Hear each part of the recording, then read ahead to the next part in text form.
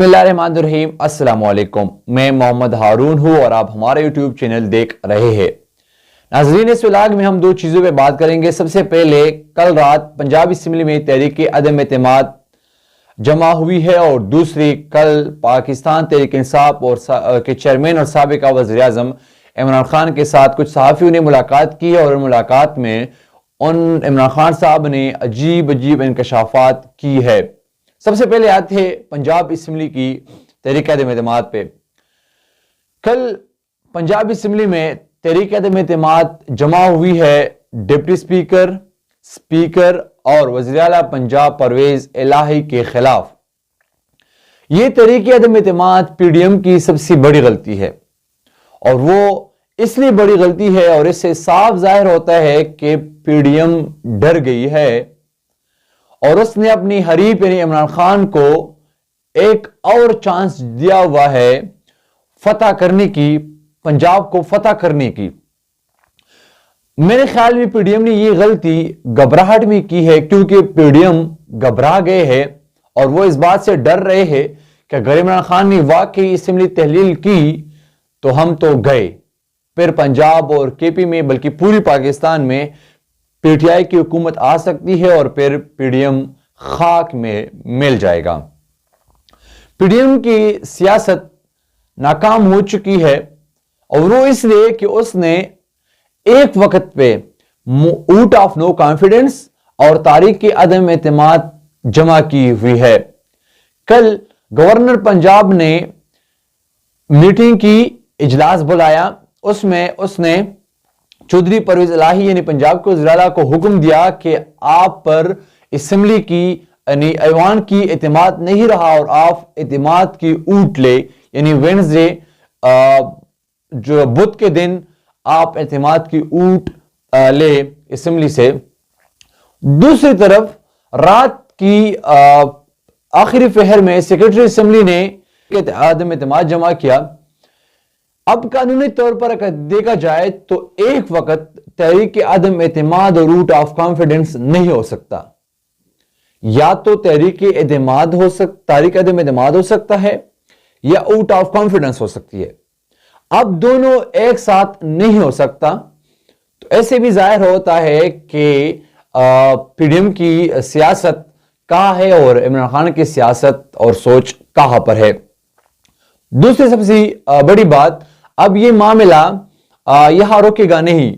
अब ये मामला जो है वो, जिस वक्त मैं ये व्लॉग रिकॉर्ड कर रहा हूं, ये तकरीबन सुबह का टाइम है और ये आज अदालतों में जा सकता है। ये कानूनी माहिरीन से मुशावरत जारी है और कल रात से इस पर कानूनी माहिरीन तफसीली गुफ्तगू कर रहा है, और वो अब मेरे ख्याल में पीटीआई हुकूमत पीटीआई जो है वो इसके खिलाफ अदालतों में जाएंगे और इस बात को चैलेंज करेंगे। दूसरी बात है तहरीक अदम एतमाद की।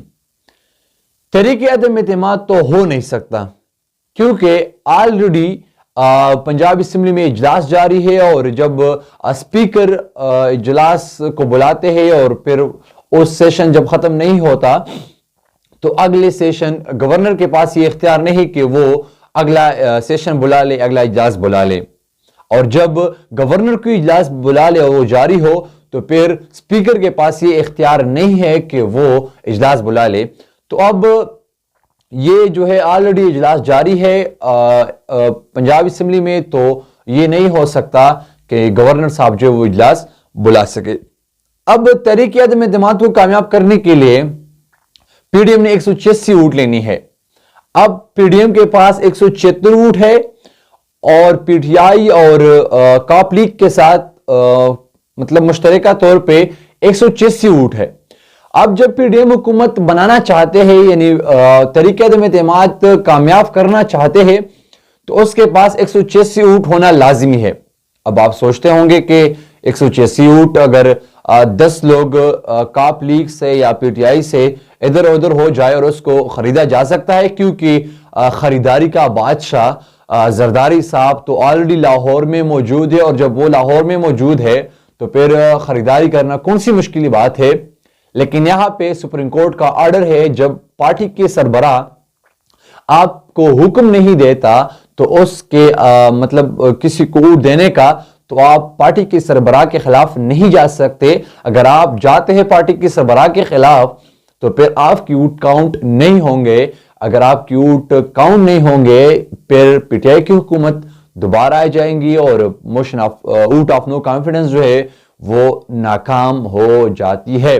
दूसरी बात, अब पीडीएम पूरी कोशिश करेंगी, और मुझे जो कल से मैं सोच रहा हूं और मैं इस नतीजे पर पहुंचा हूं कि ऐसे साफ जाहिर होता है कि पीडीएम इमरान खान के साथ इलेक्शन करने पर राजी है और वो सिर्फ टाइम चाहते हैं, क्योंकि अब ये चाहते कि ये मामला अदालतों में जाए। जब मामला अदालतों में जाएंगे तो फिर जाहिर सी बात है उसमें 7-8 दिन से ज्यादा लगेंगे। जब अदालत से फैसला होकर आएंगे तो फिर पीडीएम सिर्फ मोहलत चाहती है, सिर्फ वक्त चाहती है, इसलिए ताकि इमरान खान के साथ बैठ कर कोई इलेक्शन का डेट फिक्स हो जाए।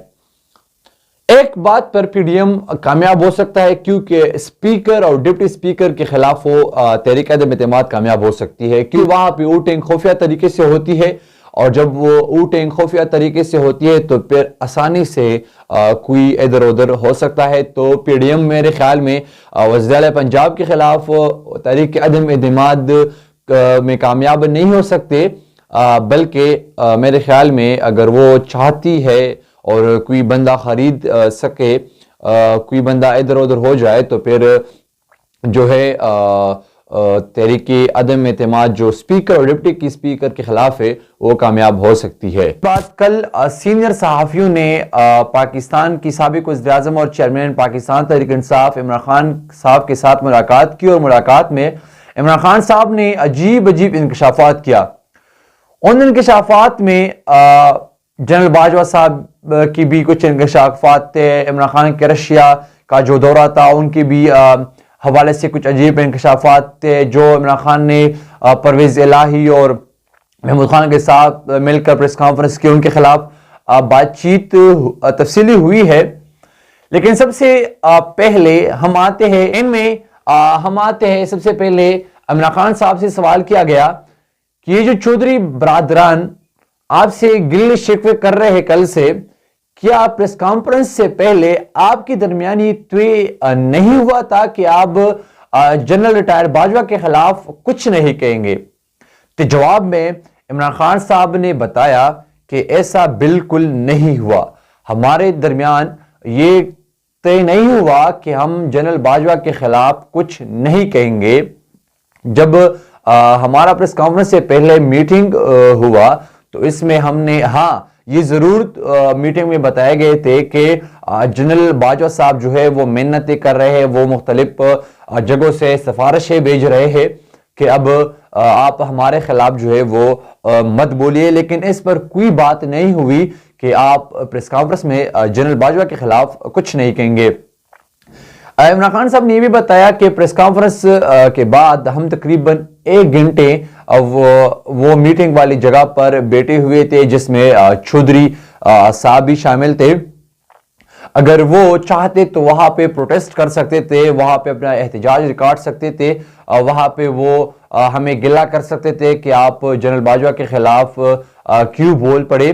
लेकिन ऐसा भी चौधरी बरादरान ने या चौधरी ने साहब ने नहीं किया, और वो इंतहाई खुशगवार मूड में हमारे साथ बैठे रहे, और उसके साथ हमारा प्रेस कॉन्फ्रेंस के बाद 1 घंटे तक जो है मीटिंग थी वो भी जारी था। इमरान खान साहब ने भी बताया कि जब हम मीटिंग कर रहे थे तो एक साहब ने ये भी कहा कि आप आज जनरल बाजवा के खिलाफ खुलकर बोल पड़े। तो इस वक्त जो है वो मीटिंग में, वो महफिल में एक कहकहा मच गई, जिसमें कहके में चौधरी साहब भी शामिल था। अगर वो चाहते तो उस वक्त भी अपना एहतजाज रिकॉर्ड कर सकते थे, और वो बजाय कि वो कहके का लगाते इस बात पे तो वो खामोश हो जाते, वो अपना एहतजाज रिकॉर्ड कर सकता था। लेकिन उसने ऐसा भी नहीं किया, और वो पता नहीं कि अब बाजवा की खिलाफ की बात क्यों नहीं सुन सकते। इस विलाग के लिए इतना ही, अगली विलाग के लिए इजाजत दीजिए। अल्लाह हाफिज।